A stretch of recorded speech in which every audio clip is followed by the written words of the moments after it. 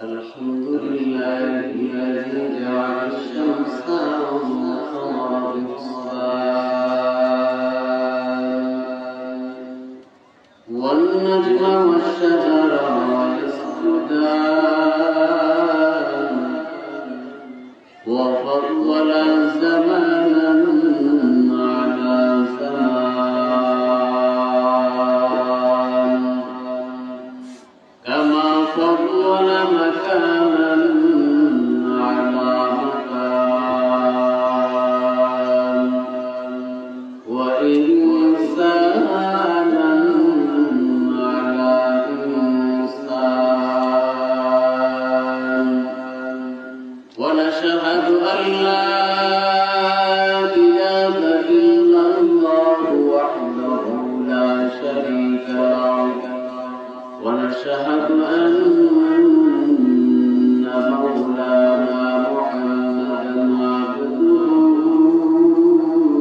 ورسوله أما بعد فأعوذ بالله من الشيطان الرجيم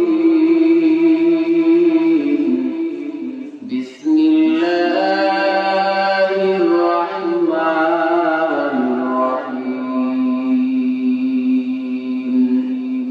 يا أيها الذين آمنوا اتقوا الله صدق الله العظيم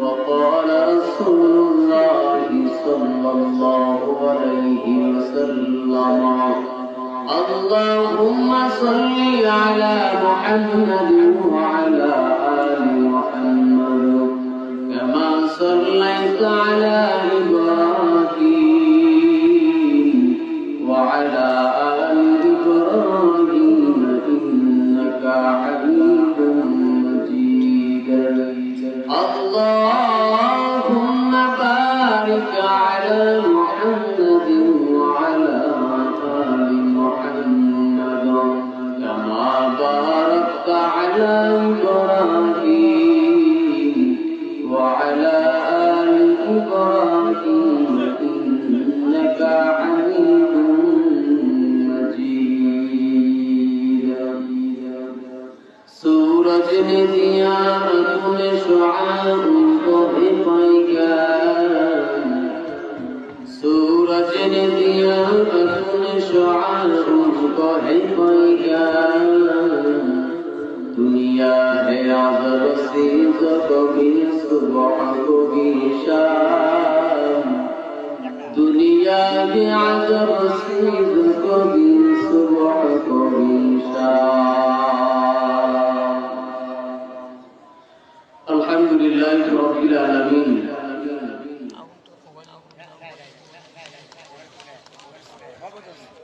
কলিপুর পূর্বপাড়া গ্রামে মসজিদ নির্মাণ করবে 42তম বার্ষিক তাফসীরুল কুরআন মাহফিলের আজকে সম্মানিত সভাপতি সাহেব প্রধান মেহমান দ্বিতীয় মেহমান তৃতীয় মেহমান সহ এবং পূর্বে যারা আলোচনা করেছেন তারা সহ ইমানদার ইসলাম প্রিয় মুসলমান ভাইরা প্রত্যন্ত সম্মানিত মা ও বোনেরা জি আল্লাহ পাক রব্বুল আলামিন আমাকে আপনাকে দুনিয়ার সমস্ত কাজ থেকে আল্লাহ পাক ফারিগ করে যাচাই বাছাই করে আল্লাহ পাক রব্বুল আলামিনের বেহেশতের বাগানে বসার জন্য সুযোগ দান করেছেন বলি আলহামদুলিল্লাহ। এই জায়গার ভিতরে আমি আপনি যতক্ষণ বসে থাকবো আল্লাহ পাক রব্বুল আলামিন সগীরা গুনাহ আল্লাহ মাফ করে দেয় সুবহানাল্লাহ বলে। দুনিয়ার ভিতরে যারা তেল বিক্রি করে তাদেরকে তেলওয়ালা বলা হয়, যারা কাপড় বিক্রি করে তাদেরকে কাপড়ওয়ালা বলা হয়, যারা গাড়ি চালক তাদেরকে গাড়িওয়ালা বলা হয়।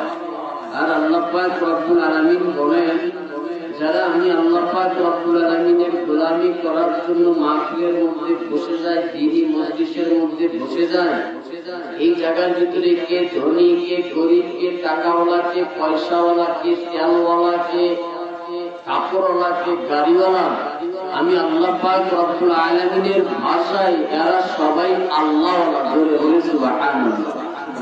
এই জায়গার কিছু আগে আপনি বসেছি, আল্লাহ পাক রব্বুল আলামিন বলতেছেন এরা সবাই আল্লাহওয়ালা। জোরে বলে আল্লাহু আকবার।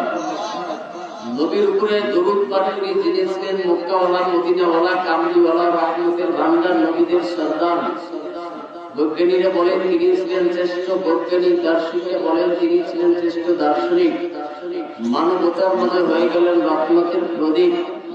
যেই নবীকে না সৃষ্টি করলে দুনিয়ায় কিছু সৃষ্টি করা হইত না। ওই নবীর উপর সবাই দরুদ পাঠ করি, সকলে বলি সাল্লাল্লাহু আলাইহি ওয়াসাল্লাম। যত সময় খুবই অল্প করে সংক্ষিপ্ত ভাবে বোঝানোর জন্য চেষ্টা করব।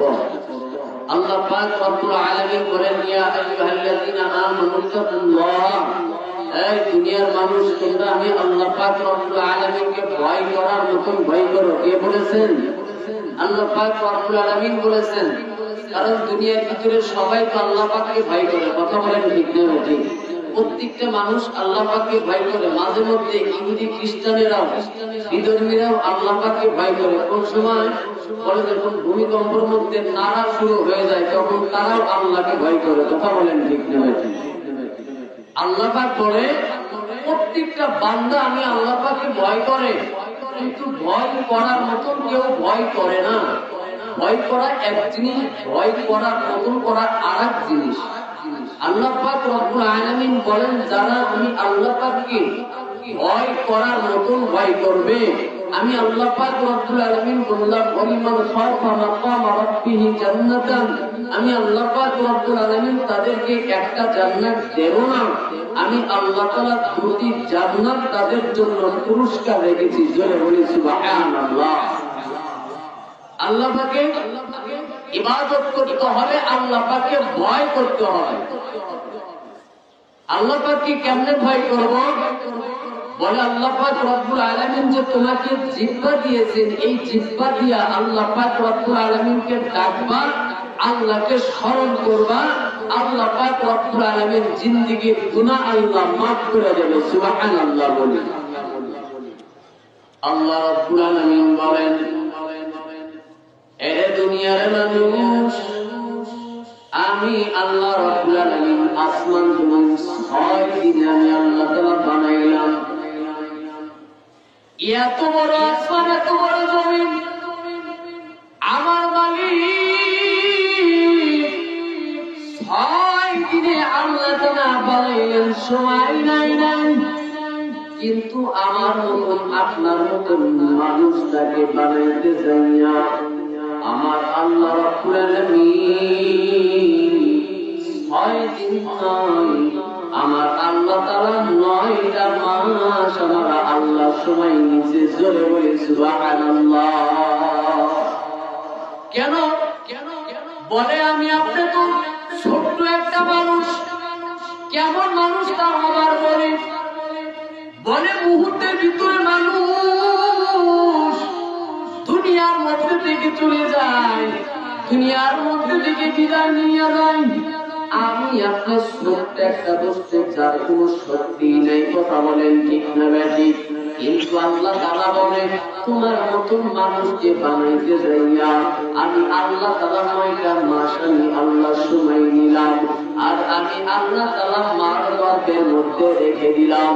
কিন্তু রে বান্দা, একটা জিনিস আমি আল্লাহ তাআলা ইবাদত করছিলাম। বলে কোন জিনিস? বলে এই জিহ্বা নামক মেশিনটা আমি আল্লাহ তাআলা ইবাদত করছি। জোরে বলি সুবহানাল্লাহ।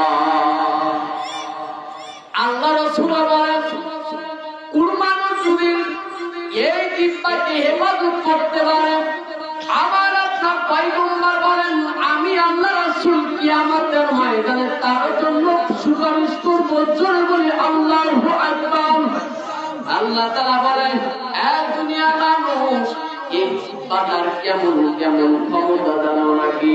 এই জিহ্বা দিয়া একটা মানুষ কালেমা পড়তেছে, মুসলমান হইতেছে, আবার এই জবান দিয়া একটা মানুষ আল্লাহ তাআলার বিরোধিতা করতেছে, ইসলামের বিরোধিতা করতেছে। ওই ব্যক্তিটা জিহ্বার কারণে বেঈমান হইয়া গেছে। কথা বলেন ঠিক না ঠিক? এই জিহ্বা নামক মেশিন হাত দিয়ে কথা বলবেন, হাত হঠাৎ করে দুর্বল হইয়া পড়ে, হাত আর চলে না। আপনি রাস্তা দিয়ে চলেন, চলতে চলতে পাটা ব্যথা হইয়া যায়, কথা বলেন ঠিক নেই। আর আল্লাহ রাব্বুল আলামিন ডাক দিয়ে বলেন, আমি আল্লাহ যে মানুষের মধ্যে জিহ্বা নামক মেশিনটা আমি আল্লাহ তাআলা ঠিক করে দিলাম। এই মেশিনটা 24টা ঘন্টা চলতেছে, এখন পর্যন্ত কোন বান্দা বলতে পারে না এই মেশিনটা দিয়া এই জিহ্বা আমার ব্যথা হয়ে গেছে, আর কথা বলতে পারি না, জিহ্বা নামক মেশিনটা ব্যথা হয়ে গেছে। আল্লাহ রাব্বুল আলামিন বলেন, আমি আল্লাহ তাআলা এমন একটা নিয়ামত তোমাকে দান করেছি রে বান্দা। এরে বান্দা কেন জানো? আমি আল্লাহ রাব্বুল আলামিনের ইবাদত করার জন্য, আমি আল্লাহকে ভয় করার জন্য। কোন মানুষ যখন আল্লাহ পাককে ভয় করে, কোন মানুষ যখন আল্লাহ পাককে ডাকে, এই জবান নাড়া নাড়া আল্লাহ রাব্বুল আলামিনকে ডাকে, আমার আল্লাহ বলে, এ বান্দা আমি আল্লাহ রাব্বুল আলামিনের দরবারে কি চাও বলো। বান্দারা বলে, মালিক দুনিয়ার কিছু চাই না, দুনিয়ার কিছু চাই না, আল্লাহ রাব্বুল আলামিন তোমাকে চাই। জোরে বলি আল্লাহু আকবার। একটু জোরে বলি, কাকে চাইব? আল্লাহকে চাইব। আল্লাহকে যদি আমি আপনি এই জিহ্বা দিয়া আল্লাহ পাককে ভয় করিয়া যদি আল্লাহ পাককে পাইতে পারি, আমার আপনার আর কিছুই লাগে না, কথা বলেন ঠিক নেই। রাবেয়া মুসলিম দৌড়ায়, ওস্তাদ দৌড়ায় কাবা তওয়াফ করার জন্য, কিন্তু নজর করে দেখে কাবা রাবেয়া মসজিদ দিকে আগায় আগায়। জোরে বলে আল্লাহু আকবার। রাবেয়া মসজিদকে ডাকতে বলতেছেন, এই রাবেয়া মসজিদ, মনে হয় কাবা তোমার দিকে আসে, তুমি কি এমন আমল করো? রাবেয়া মসজিদ ডাকতে বলতেছে, তুমি তো কাবার পাগল, আর আমি রাবেয়া মসজিদ, আমি ওই কাবার মালিকের পাগল, আল্লাহর পাগল। জোরে বলি সুবহানাল্লাহ। আল্লাহ রাসূল ডাকতে বলে, এই দুনিয়ার মানুষ, জান্নাত না চাইয়া আল্লাহ রাব্বুল আলামিনকে হাত করিয়া নাও, জান্নাত না চাইয়া আল্লাহ পাককে হাত করো, জান্নাত না চাইয়া আল্লাহ পাককে আগে যাও। তাহলে আল্লাহ রাব্বুল আলামিন বলেন, যারা আমি আল্লাহকে পেয়ে গেল, তারা দুনিয়ার সব কিছু পাইল, আখিরাতের ময়দানেও সব কিছু পাইল। কথা বলেন ঠিক না ঠিক? দুনিয়ার মধ্যে আমি আপনি যতদিন আছি, আল্লাহকে ভয় করতে হবে, আল্লাহ পাককে ডাকতে হবে, আল্লাহ তাআলার গুণগান গাইতে হবে। কথা বলেন ঠিক না ঠিক? রাবেয়া মসজিদে একজন ব্যক্তি ডাকতে কয়, রাবেয়া আমি তোমাকে বিবাহ করতে চাই, তুমি কি বলো?